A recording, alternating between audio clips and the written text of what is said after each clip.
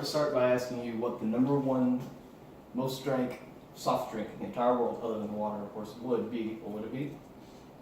It'd be Coca-Cola, which is quite an interesting thing. Ever since 1886, it is now the most mass-produced drink in the history of the world, of course, aside from milk, which everyone drinks.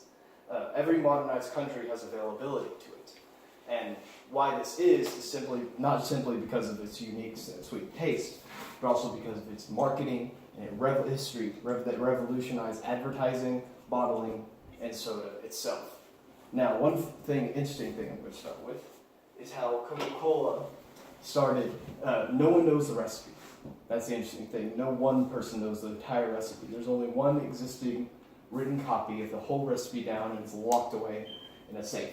However, whenever a factory is being made, they get 5 executives together, and they each know pieces of the recipe where they put it together in the assembly line. And that's how they make the drink. Again, no one knows exactly what the taste is. It's not like ginger or any other cola like that. It's quite an interesting taste. From there, I will address some of the downsides to the drink. We've always talked about the sugar and the caffeine. Well, the sugar, if as far as sugar goes, yes, it's not very good to drink too much Coke. However, there's also the additions of Coke, Diet Coke, and Coke Zero, which is 0 calorie sugar. And another thing with Coke Zero is that people always say, oh, I'm going to give you cancer with the sweetener. Well, the FDA does say that there is no connection between the aspartame, the sweetener, and the drink to cancer, as far as we know. And it's been heavily researched because it's being mass produced. We don't want everyone getting cancer. Another thing, that I need to address is the caffeine intake. Well, if you read the label, you'll also notice that the caffeine in the Coke, regular Coke at least, has less caffeine in it than a cup of coffee. Everyone has coffee. It's regulated, doctors say, to have approximately 2 or 3 cups of coffee a day.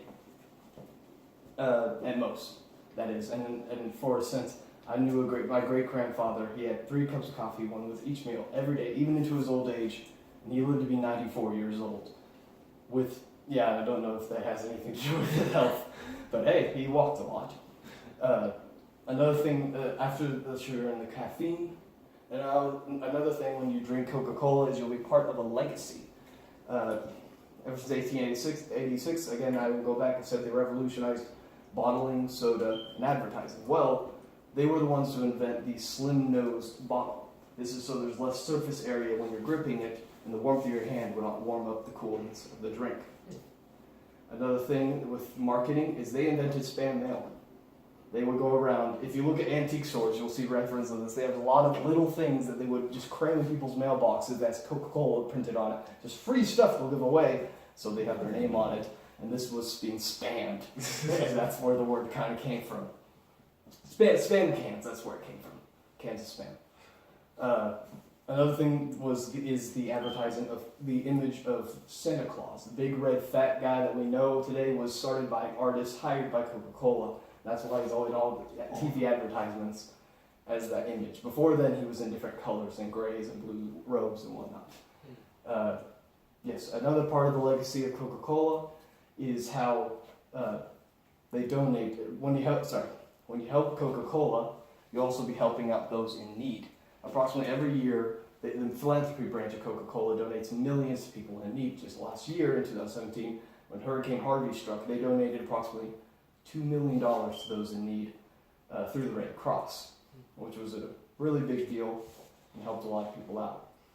And especially us as Texans, we know about that. All in all, the taste of the drink is very unique, and being part of this legacy will draw, as always, has drawn people in. Would you like one? Of course. Yeah.